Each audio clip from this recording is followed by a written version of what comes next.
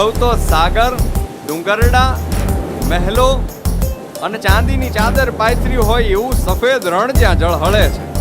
પ્રાકૃતિક સૌંદર્યથી સમૃદ્ધ જે ધરતી છે એ છે પાંજો કચ્છ. અચો પક્ષી પરદેસીડા તો કસીને સામિલાયા. અચો પક્ષી પરદેસીડા તો કસીને સામિલાયા. सीने सामिलाया तो का हाल सजन जे सुनाया. जो पक्षी परदेसीड़ा तो कसीने सामिलाया. આ રણ છે કે છે એક રેતીનો સમંદર? આ સમંદર છે કે એક પાણીનું રણ છે? આ દરિયાના મોજા ને પાછા ધકેલો તો સમજાય જાશે કે શું જિંદગી છે. તો સમજાય જાશે કે શું જિંદગી છે.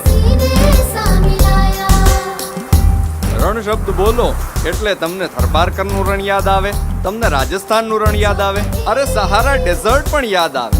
પણ આ ત્રણેય રણ કરતા કચ્છનું રણ એ કઈ રીતના જુદું છે? કચ્છનું રણ એ તો વ્હાઈટ રણ છે, સફેદ રણ છે. અહીંયા રેતીના ઢગલા નથી, પણ કોઈ માણસની કલ્પના જાણે વાસ્તવિકતામાં ફરી ગઈ હોય એવું સ્વર્ગથી સોહામણું આ સફેદ રણ છે.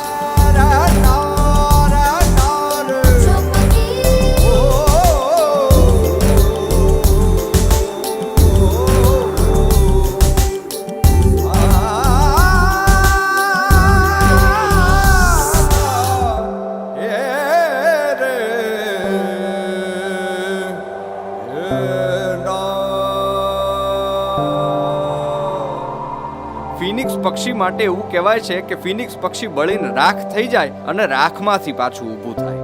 આપણે કચ્છીઓને જોઈએ ને ત્યારે આપણને એવું જ લાગે કે કચ્છીઓ પણ ફિનિક્સ પક્ષી જેવા છે. 2001માં જ્યારે ધરતીકંપ આવ્યો ત્યારે આ કચ્છની ધરતી ધ્રુજી ગઈ હતી. અનેક ઇમારતો પડી ગઈ, અનેક લોકોના ઘર પણ ધ્વંસ થઈ ગયા. પણ કચ્છીઓના મન મક્કમ છે. કચ્છીઓને કોઈ ધ્રુજાવી ન શકે.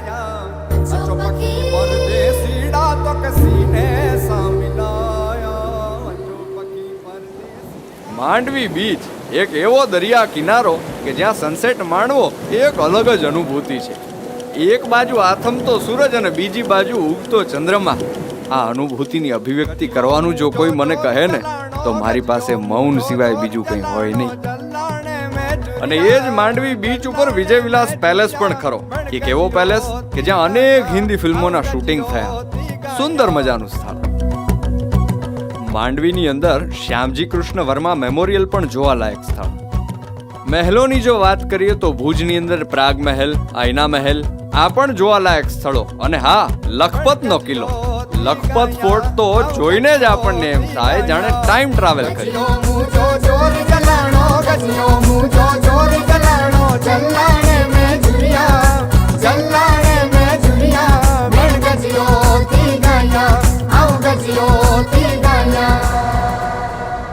ધાર્મિક સ્થળોની જો વાત કરીએ તો જ્યાં અનેક ભાવિક ભક્તો પોતાના મનની આશા પૂરી કરવા માટે થઈ દર્શનાર્થે આવે છે એવા કચ્છના દેશ દેવી આ આશાપુરાના જ્યાં બેહણા છે, એ માતાનો મઢ હોય કે પછી નારાયણ સરોવર કોટેશ્વર હોય,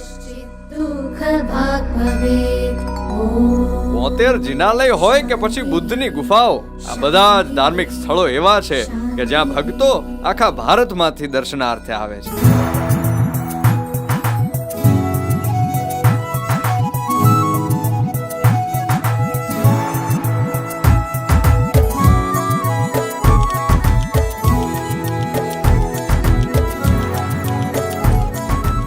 ડબલ રોટી એટલે કે દાબેલી. આ ડબલ રોટી એ કચ્છની ઓળખાણ સમી છે. કચ્છ में आए और डबल रोटी नहीं खाई तो क्या खाए.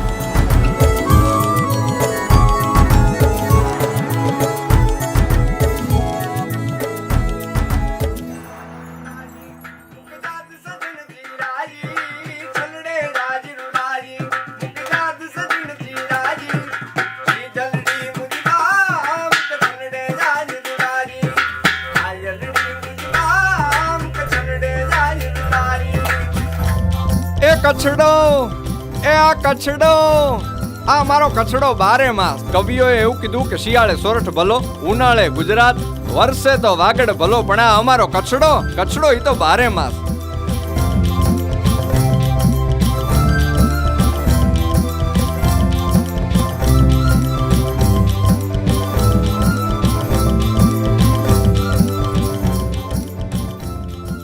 કચ્છની વિશિષ્ટ હસ્તકળા સંસ્કૃતિ એ આ પ્રદેશના સૂકા પર્યાવરણને વિવિધ રંગોથી છલકાવે છે. કચ્છની હસ્તકળા એ માત્ર ભરણપોષણ નથી, અહીંયાનો સાંસ્કૃતિક વારસો છે અને જીવંત જીવન શૈલી છે.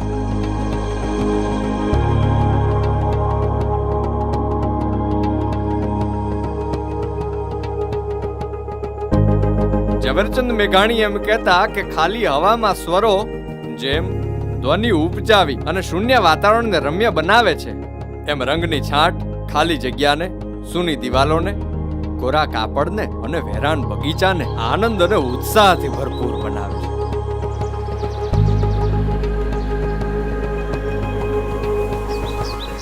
કચ્છની ધરતીમાં જો ઇતિહાસની વાત કરીએ તો છેક પ્રાગ ઐતિહાસિક કાળ સુધી જવું પડે.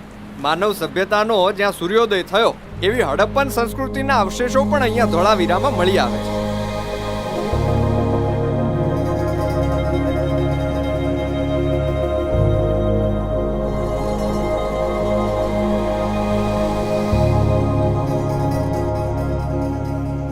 એ હડપ્પન સંસ્કૃતિથી લઈ અને આજે પવન વેગે વિકાસ કરતું કચ્છ, એને જોવા, જાણવા અને માણવા અહીંયા આવવું પડે. આ હતી કચ્છની વાત. હાલો કરીએ આપણા મલકની વાત. આ છે ધન્ય ધરા ગુજરાત.